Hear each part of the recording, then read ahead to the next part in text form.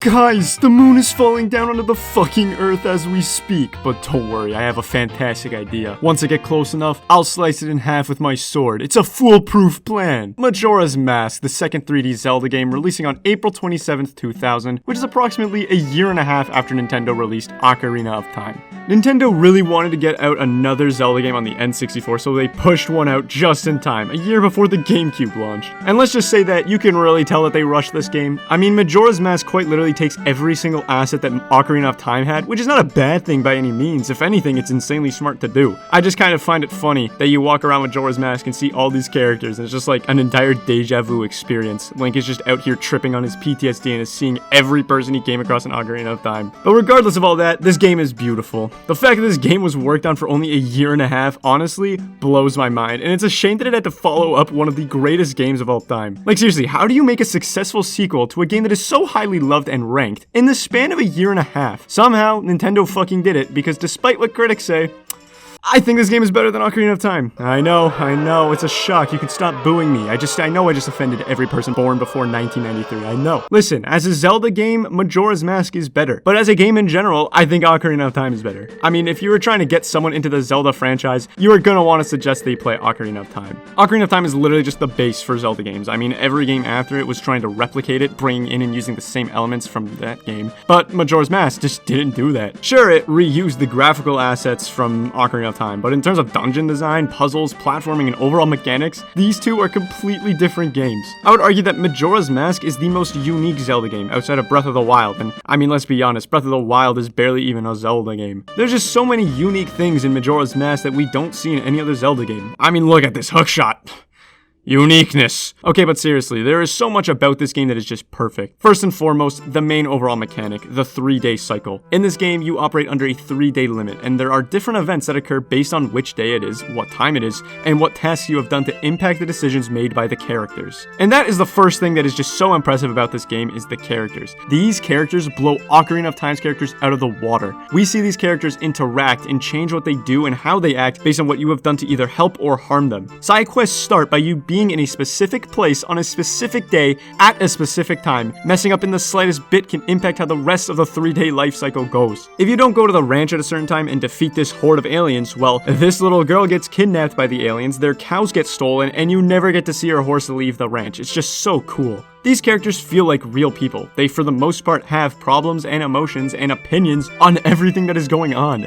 Some people are afraid and try to leave town because the moon is falling towards the land, and others are reluctant to believe that the moon is going to be falling from the sky. Oh yeah, I guess I forgot to mention that there's a nightmare fuel-inducing space rock crashing towards the planet. Pff, my bad. See, this is the thing that creates the 3-day cycle. There's the Skull Kid, the main villain of the game, who has the evil power contained within the Majora's Mask. Now, Skull Kid isn't actually the bad guy here. The mask is controlling him in every single one of his actions, but ultimately, the Skull Kid is trying to bring the moon crashing into the land of Termina, destroying it and everything living on it. If you do not stop the moon from crashing into the earth within the 3-day cycle, that's it. Game over. World is obliterated. So, how do you make the moon stop? Well, I'll get into that later. I don't want to spoil the game before minutes into the video, you goof. Now, this game sounds hard. 3 in-game days to beat all dungeons and stop Majora. Are you serious right now? Well, I have some good news for you. Time travel, baby. You, at any point, can play the Song of Time, sending you back in time, keeping only the key items like the bow, your bottles, bomb bag, etc., and ultimately resetting the 3-day cycle, giving yourself more time to find and defeat all dungeons, and more time to complete side quests if you choose to do them. At first, I hated the 3-day mechanic. All the work I would put into a side quest would basically be deleted after resetting, since most of the side quests involve you helping a person. Now, yes, you keep the item you received for completing the side quest. However, the person you helped out in the process will have zero recollection of you ever helping them out. So for that reason, I hated it. However, now, it's one of my favorite mechanics. It helps build such an emotional atmosphere. It's so sad. Like, you go through all this effort of helping someone, and then they just don't even remember you at all. It's like all your actions are for nothing and no one is thankful for it, which sounds shitty, but is beautiful in its own way. Majora's Mask has a reputation of being dark and depressing, and while most of that reputation is built by death looming around the corner by this big-ass fucking moon, another aspect that makes it so sad is the fact that these people just don't remember you after doing so much for them. So, the 3D mechanic may not be for all, but it truly helps make Majora's Mask. Now that I'm done gushing about how beautiful this game's atmosphere and core mechanic is, we could talk about the gameplay, yeah! Seeing that this game was made in a year and a half and it, uses a lot of things that were built in Ocarina of Time, you'd think that the gameplay is almost identical to one another. And while yes, running around as Link in Majora's Mask and running around as Link in Ocarina of Time looks and feels the same, a new feature was added in Majora's Mask that makes it so goddamn unique. Transformation masks were added into the game. We have the Deku Mask, Goron Mask, and Zora Mask, all transforming you into a different species with different abilities. Being a Deku gives you access to shooting bubbles and flying if you have access to a Deku Flower. It also makes dogs incredibly racist and attack you on sight. Gorons give you access of being a heavy-hitting character while having the ability to roll at high speeds, and Zoras allow you to use a boomerang-esque weapon as well as being able to swim at high speeds. There is a fourth transformation mask, the Giant's Mask. However, this mask is used one time in the game and it really isn't that interesting. It just makes you turn to a bigger version of Link. It's cool in the moment, but I mean, like, looking back at it now, it's just like, it's whatever. You get each mask just before entering each dungeon. There are 4 dungeons, the first one being oriented around using the Deku's abilities, second one being oriented around using the Goron's abilities, and third one being oriented around the Zora, and then the fourth one is just, a combination of all 3. These are all the primary masks, the ones that give you a new form or a new character to play as. They all come from dead characters as well, which is super creepy. You basically just take the fucking face off a dead person and then get the ability to transform into them. This Deku mask is taken by this goofy-ass shrub, Goron is taken from Darmani, the Goron hero, and Zora is taken from Mikau,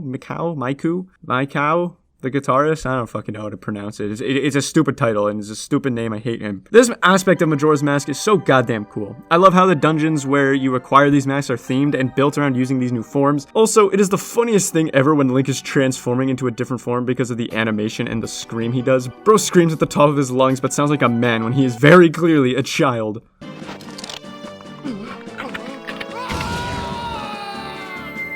This is a bit overboard, Nintendo, but I love it. There are other masks in the game, most of which are obtained through doing side quests. None of them are mandatory, but some of them have a lot of good use. In my playthrough, I didn't collect all of them because, well, I'm a university student and I do not have time to 100% complete games anymore. Sue me. The best mask by far is, honestly, a must pick up, and it's the bunny hood mask, or I guess hat. I don't know. It's not really a mask. But this mask slash hat makes Link run significantly faster, which makes you completing tasks and getting around the map a whole lot easier. It's just a nice quality of life addition. There are a couple other good ones. Great Fairy masks help you collect stray fairies in dungeons so that you can repair the Great Fairy and upgrade your strength, magic, and defense. And there's the Mask of Truth, which lets you talk to animals, but I didn't get the mask in my playthrough, so there's no footage. Oops. There's incentive to collect all the masks in the game. If you are able to collect all of them, you are rewarded at the end of the game with the Fierce Deity's Masks, which makes Link insanely strong and makes the final boss fight a whole lot easier, even though it's not too difficult to begin with. I just don't see the point in doing it, man. I mean, if you were one of those people who like collecting and completing side quests, mask collecting will be fun for you. I got all but like 5 in my playthrough, so I did my fair share of side questing, but there's a lot more I could have done. Side questing is honestly the best part of Majora's Mask, so if you love that kind of thing, this type of game